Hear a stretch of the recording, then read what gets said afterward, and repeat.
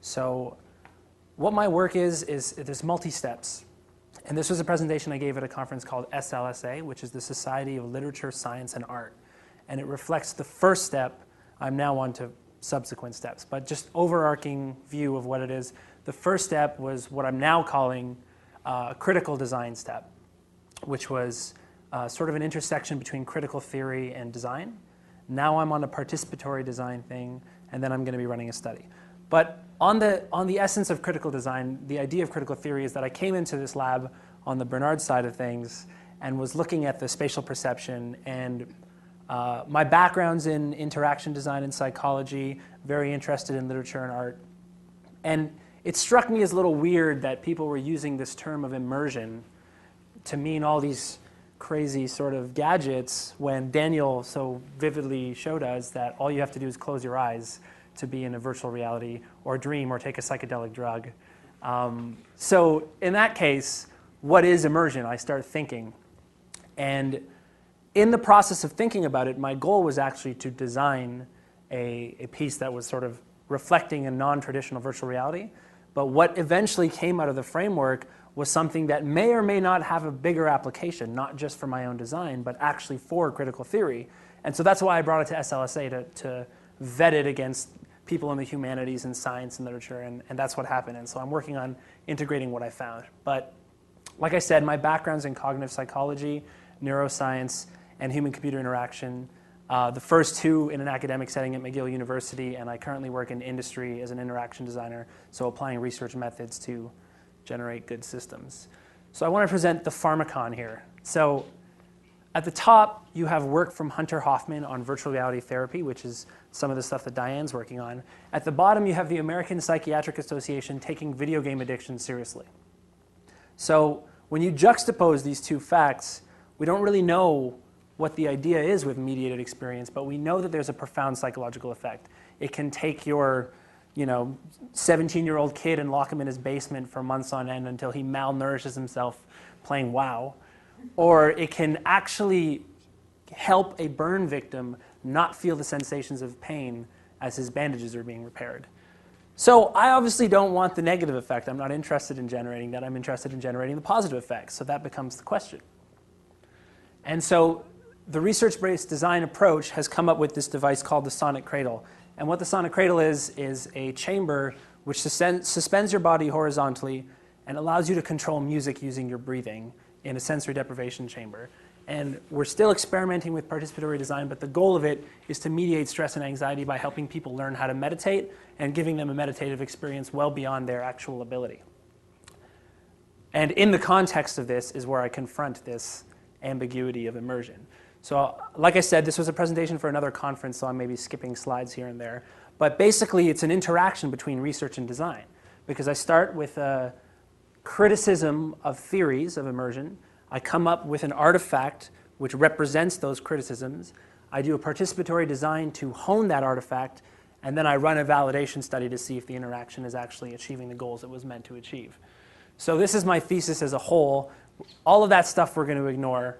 But this is the critical theory aspect. These are all the sort of representative of the theories I'm looking at. Then the design happens, then prototype and participatory design, which is what I'm doing right now. The next step is going to be to actually validate it. But the big question was up in yellow there. As I started trying to say, well, how do I make an immersive experience? There's like a million different definitions of immersiveness. So I don't know if anyone knows the story of the blind monks and the elephant. Nod your head if you do. But the story is an old Buddhist tale, and it's about if you ask blind monks, let's say there's 5 blind monks, who are all in contact with an elephant to tell us what an elephant is, the one who's standing by the leg is going to say, well, an elephant is like a big, strong pillar. And the one who's standing by the tail is going to say an elephant's like a paintbrush. It's kind of soft and thin.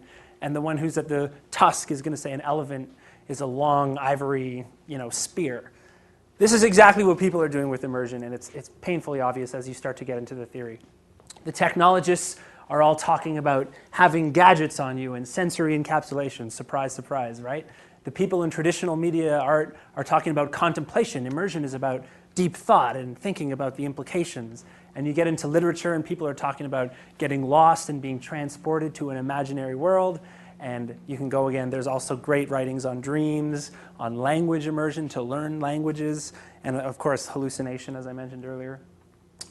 The question is everyone really talking about the same thing? But the first question is, does that really matter, right? Because what'll happen is if you go in, and actually what happened when we started talking about this in the lab is like, well, we can appropriate the term immersion and say in the context of virtual reality, this is what immersion means. So we have our own definition. It doesn't necessarily have to jive with the literature people. And I disagree completely because as you look at the progression of technology, it's obvious that we have to confront this issue with things like interactive narratives, video games, bioart, including the Sonic Cradle, which I'm working on.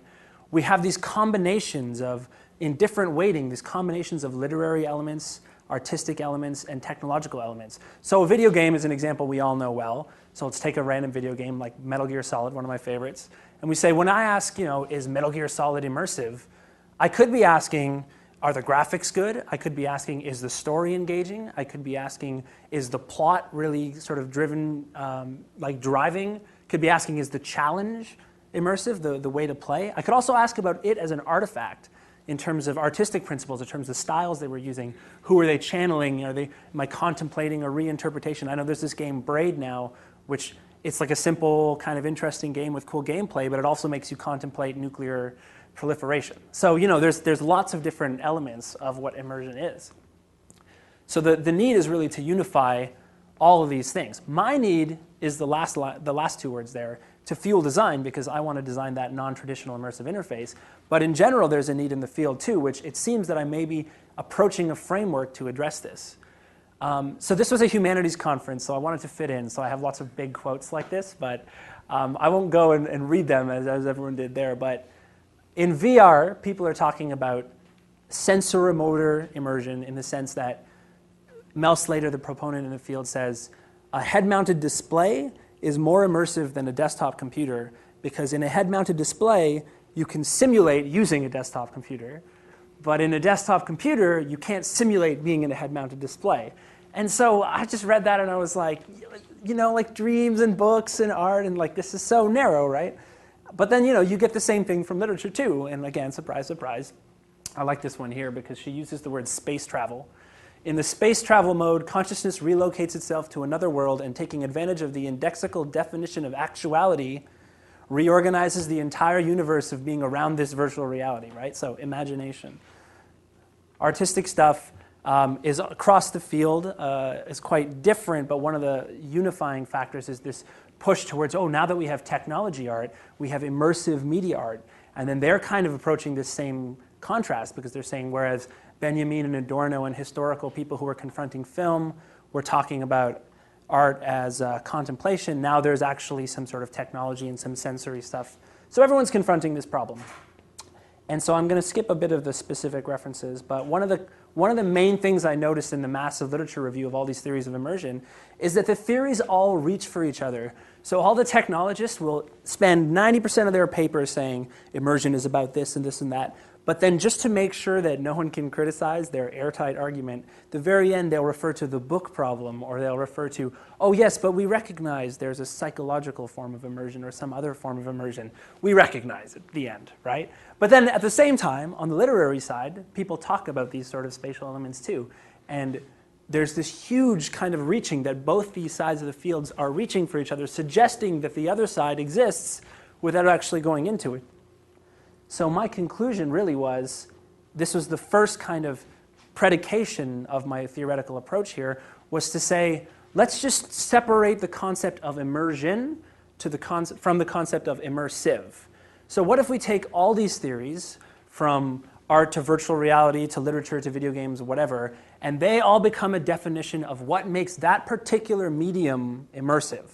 So when you read Urmi and Myra's paper about video games, it's not about immersion. It's about what makes an immersive video game, period. When you read Slater's paper about immersion in virtual reality, it's not about immersion. It's about what makes an immersive virtual reality system. Because immersion lies in the head, again, as Daniel showed us, or as dreams show us. So we start taking a psychological approach to saying, what do all these things have in common? So this predication was extremely important to the approach of the critical theory because it says, now we have an actual goal. Let's go through all this literature. Let's take all of it and find the common themes that have to do with how our brain and how our minds are psychologically processing an immersive experience, no matter if it's a book or a piece of art or a video game or a virtual system, doesn't matter. What's the common theme? So I want to state the sort of assumptions here is that cognitive models are useful. That doesn't necessarily mean I think the brain is a computer. In fact, I reject that assertion. But they're useful and predictive for design. So if I'm going to actually try to build a system that's going to be immersive, I can actually do it in a good way. I'm not saying that the brain is doing all these cognitive computations, which I will present to you. I'm saying that if we think of it this way and it's predictive, we have an extremely useful tool to design media to be positively immersive. The second thing, again, it was a humanities conference. I don't know if anyone knows anything about structuralism, but basically, post-structuralists believe that the relationship between language and meaning is recursive, so that words can't actually mean anything because they only refer to other words. So I kind of had to state that this is a structuralist assumption, is saying that when I read a book, there are actual meanings I can imagine when reading that book, and it's not just referring to other words. So yeah, whatever. Anyway, so there's a whole bunch of. This is just an example, a sampling of some literature I looked at here. The approach, I started with a video game theory because, again, as I mentioned, video games are a good example. I broadened each element of the theory. So I looked at VR research, perceptual psychology, literary theory, traditional media art theory, and Csikszentmihalyi's flow. I grouped them together and validated them with cognitive psychology and neuroscience and came up with a cognitive model of immersion, which I'm using as my current framework, which I'm constantly iterating. And so now I'm going to present the constructive model of immersion that I came up with. And my brother told me to put intermission because I could stop for a second. So, defining the terms. 4 terms that I'm going to be using that because we're going across media, this gets confusing. So spectator is the user, the observer, the reader. We're just calling him spectator, right? Because there's so many different ones, right? The medium is an artifact which suggests an alternate reality, okay? So this is just a desk, a table, or whatever. But this laptop actually has the potential with our minds to suggest some kind of virtuality, some kind of alternate reality. So does a book. And so there's a separate kind of medium that we're talking about. Content is that information provided through that medium, which is kind of a decidedly definition, but I'm going to stabilize it so we can talk about it. And then world is kind of not the world you're typically used to. Personally, having a background in cognitive psychology and thinking a lot about Eastern traditions, it's this manufactured world, that even this world is something that is being constructed by my mind. So is the world that I'm reading, so is the world that I'm engaging with in a video game. World is a subjective sense of a consistent reality. So if you're totally, quote unquote, immersed in a book, you are sort of constructing medieval Scotland and Macbeth and all of them. They're building that world, okay? So these are the definitions of the term. And now I got a little picture sort of sequence to sort of explain where we are here. So here's the spectator, our little guy in the middle, and he's got these little pink triangles are his sensations. So just like right now, I'm not really experiencing this whole world. Actually, Salvar did a good example of turning around. I'm experiencing just some small subset of sensations here, from sound to audio to visual or whatever. And I'm somehow using my mind to construct a consistent sense of reality, a consistent sense of this room, completing the circle. Some elements, as I mentioned, the computer screens, serve as media. And these mediums actually suggest somehow another world. So suggest a place where I can actually construct a second subjective reality. So look at the way that these different media are depicted on this circle. Here you have a video game, which is thick and yellow because it's very immersive. It'll grab you. It's also kind of got a bit of a radius here, because it's not like a book where it's just something you have to go and find. It's got loud sound, loud picture. It takes a certain amount of sensory occlusion to grab your attention. Whereas a compelling book, it may actually be more compelling than the video game, hence it being thicker, but it's less of a radius because you have to actually choose to go and get it. And so this is sort of my science paper, which is kind of just like a book, but it's also not very compelling, so it takes a lot of effort to immerse yourself in a science paper, right? And so if you're into virtual reality, you may have heard of a cave, which is this thing where you stand and there's projectors all around you, right? And so my assertion is, and this is the sort of critical like the main criticism of a lot of the research in virtual reality is caves aren't necessarily immersive, right? If I'd just gone through a divorce or something, I'm going to be thinking about that. Just because it has a big radius, it doesn't mean it's thick. It doesn't mean it's going to pull my attention for very long. It just means that there's not many other places I can look, but that doesn't necessarily mean it's immersive. And so there we have a reasonably compelling artwork, another example. So what happens is there's this two-way interaction, and this is, again, design speak. I'm not trying to say this is an explanatory model. There's a two-way interaction between the medium and the mind, or the cognitive model of the mind that I'm suggesting of the spectator, where the immersive affordance suggests a virtual world, and the immersing spectator actively constructs the virtual world based on their prior knowledge. And again, I'm not pulling this all out of thin air. If you look at Eco and Barth's in the literature field, if you look at perceptual optical illusions and the way psychology is being studied and the way we cognitively construct a world, and you look at the virtual reality and you look at the art, you see the same theme. These are all based on these themes, that we're actually actively constructing it. That when an author writes a book, he's only written half the story because you construct the other half of the story when you read that book, and that's Roland Barthes, Death of the Author, right? So what happens is this process of re-immersion where you actually construct a virtual world based on the immersive affordances of that medium. And notice that there's still a subtle gray circle here because embodiment, the fact that you're stuck in this body, keeps one foot in the door, so to speak. So that no matter how good that movie is, if you really get stomach ill, you're going to be de-immersed. You're always still a little piece in that sort of transition.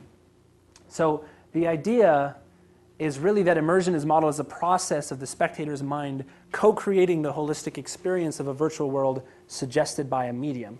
Now, like I said, I didn't have time to go through all the different theories, but I'll jump to the validation phase. So there's a whole aspect of literature that led to this theory, but then there's an aspect of literature that is going to validate it. And so some of the cognitive psychology and neuroscience work, you may recognize some of this. This is all pretty frontline neuroscience stuff. All kind of suggests that our mind is capable and frequently does simulate realities. So if you know about inattentional blindness, do you guys know about inattentional blindness? So it's this idea that, what was the good example? Is you had this situation where someone comes to fill up a form at like some sort of administrative office, and the person says, oh, thank you, let me grab the form, and then ducks below the desk, and without the other person knowing, sneaks away, and a second person shows up and gets up again. So from the other person's person, it looks like just the person goes down and comes up, but it's a completely different person. But because you're not paying attention directly to that person, you don't even notice, because the things in your periphery are being actively constructed based on your prior knowledge and expectation. So there's several other studies that show this. But what it shows for our purposes is that we are constructing worlds. We're constructing this world. So why can't we construct all the other worlds? This seems to be the right model. Similarly, we have mirror neurons, which are this empathic neurons that say, if you throw a ball, it activates the circuit in my brain of me throwing a ball so that I can understand what you're doing. Again, I'm not throwing a ball. I'm just simulating the act of throwing a ball to understand it. Again, we're simulating and constructing our environment. There's a whole bunch more. I won't get into it. But the point of this is the model, for me, the second point, the model provides inspiration in designing non-traditional media. And so the Sonic Cradle is, a non-visual virtual reality because, you know what, I think it still can be immersive even with minor audio and subtle interactions. It has to do with occluding the visual environment and doing all these sort of things inspired by this theory to make it highly immersive. And so far, everyone who's been in it has been very, quote unquote, immersed in it. But also, what we're kind of seeing is that there's this idea that this kind of framework may be able to build bridges outside of my own design practice. And that's what we're trying to explore now. It's to say, how useful can this be for VR theorists and for art theorists and for literary theorists to understand that they're speaking about the same thing, that they're talking about their immersive theories versus an immersion theory. So it really establishes a common field for dialectic. And so I brought this to that conference to sort of engage with the humanities people, which is the least background I have out of sort of all these things, to find what they thought. Seems like a pretty good response. People gave me a lot of constructive feedback, certain things I should read.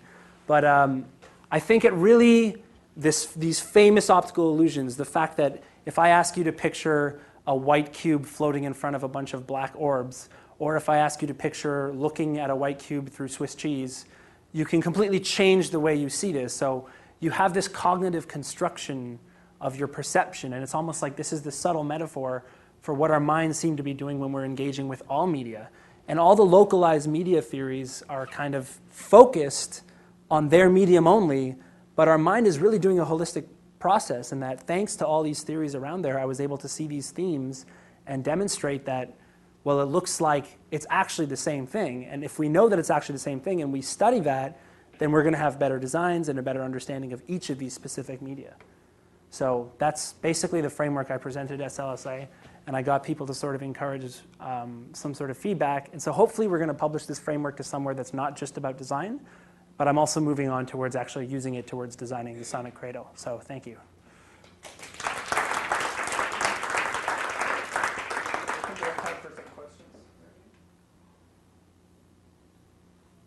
Yeah. So you had the different aspects. It was medium content, the actor, spectator. Spectator, yeah. So where are dreams? So dreams, where's the difference, the line between medium and content? Okay, so medium and content is a blurry line. I will not deny that. Dreams are interesting, and that's why one of the best parts of this theory is that it suggests that this is all happening in the mind, so that we have a certain ability to construct. So when I'm in a virtual reality thing, there's so much sensory stimulus, and my brain is doing this complex threading of it all together to construct this cohesive reality. Dream is a situation where you don't have a lot of stimulus, okay? So there's actually barely anything coming in, and the idea would be that this same process is using whatever it can to build consistent realities, which aligns for a couple of reasons. First of all, your dreams tend to involve your prior knowledge, people you know, places you've been, so you're using all these things. Secondly, things, as been depicted in many movies, I experience it all the time, things in the real world do actually influence your dreams. If I put a certain music on when I sleep, I'll dream in a certain way. Or you have that famous scene from a movie where someone's like, Salvar, Salvar, in the dream, and then there's like a dog is licking your face or something, right? But the idea being that this same process, which we are enacting in constructing a mediated world, and we're also enacting in constructing this world, when you close the stimuli down, your brain is still trying to construct it using whatever it can, whatever it can. So if it's not a lot, it's not a lot, but it's using its prior knowledge more so than the sensory input. And actually there's this concept of Bayesian inference, which I just read about recently, which is kind of this analysis of how your motion works, like your neurophysiology and your muscular system, which also does the same thing, that when you're catching a ball, they do these really interesting studies about how you simulate where that ball is going to land. They use tennis as an example as to like whether that ball is going to be out. There's, yes, the sensory input of the ball, but it's not very reliable. There's also your prior knowledge of playing tennis and your cognitive values of what it means to be outside the line and inside the line, which change the way you act. Again, a constructive interaction. So dreams, I think, are all just part of the same continuum, in my opinion. Again, I don't think it's necessarily explanatory. It's just a predictive model at this point. Any other questions? Yeah? So you're speaking that the stimulus that your system will be providing tends towards being minor. You want to talk about minor sound, for instance. Minor? Minor, yeah, like subtle, if you like. Oh, like minimalist. Minimalist. Yeah, minor has a different context in sound, right? In music. Yeah. So, well, yes and no.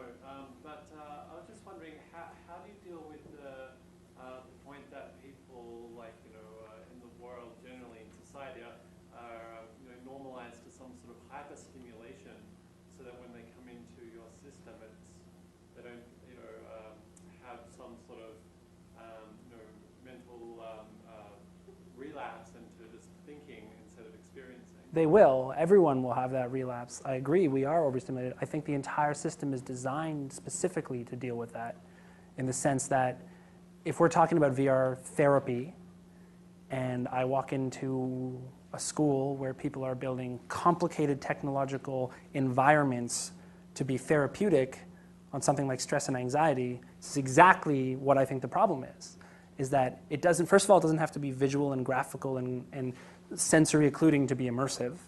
And second of all, even if it's not like that in immersive, then it's way more likely, in my opinion, to reduce as opposed to increase stress. There's way less stimulus, and I guess the worry would be that if I came in and said, here's my therapeutic thing, it's a flashing LED, enjoy, because that's minimalist too, everyone is just going to be like, well, forget it. This is boring. They're going to think about whatever. But my point is that by turning off the lights, by occluding external stimuli, by connecting the sound to the breathing and encouraging a constructive interaction, that it's not just going to be like, oh, look, I can shape the sound, that is going to be an affordance for a fully constructive interaction, which will actually engage people in what is a minimalist process, which is the entire goal of meditation.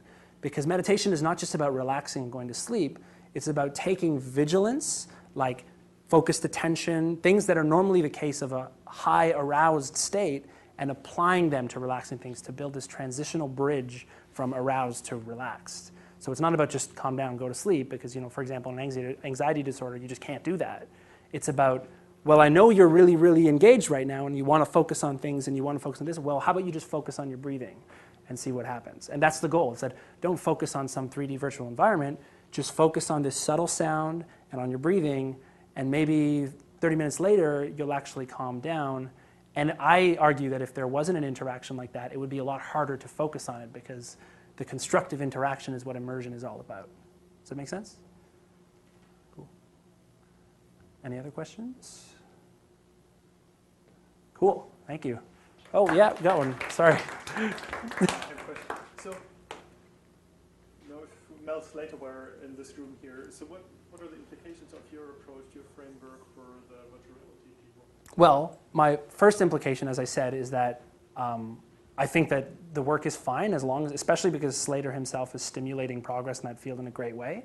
I would suggest that, in my opinion, he should be using the word immersive and not talking about immersion. I mean, he defines immersion as a descriptive characteristic of technology. It has nothing to do with people. That's his definition of immersion. It's that sensor-motor thing where you can simulate a desk in virtual reality. To me, immersion is a much more holistic factor. And so that if I see immersion here, then I see in these senses that there are certain affordances which can trigger this experience. And what Slater is studying is how to embed a virtual reality with immersive affordances to generate this here. But it's not there, it's here. That's what I would tell him. So I'd say, no, the work is great. I would advocate that you change the terminology, but of course, he's much more senior in the field. I don't think I'd be successful in that, but that's what I would advocate. I would say that the work is extremely useful, but immersion is, you have to incorporate books and literature and things, especially as video games start involving plots and art starts playing a role with technology and vice versa, et cetera, et cetera. How about the other sides, if somebody from the more arts-oriented side, what would you tell them? Well, the first part would be the same. It would be, this is what makes a book immersive as opposed to a virtual reality immersive. And then I think it's the same answer. It's the same answer across the board. That's my point, is that, each field is allowed, of course, and encouraged to come up with capable research to figure out what makes their particular medium immersive, but don't claim that it is immersion, which is this sort of holistic process that's got a metaphorical root when we first went underwater and we're like, and has a connection to our experience of the physical world. If you want to go down that road, you have to start looking into psychology and how the senses work, because immersion, I think, is a little bit bigger than just a book. Yeah. Okay, cool. Thanks.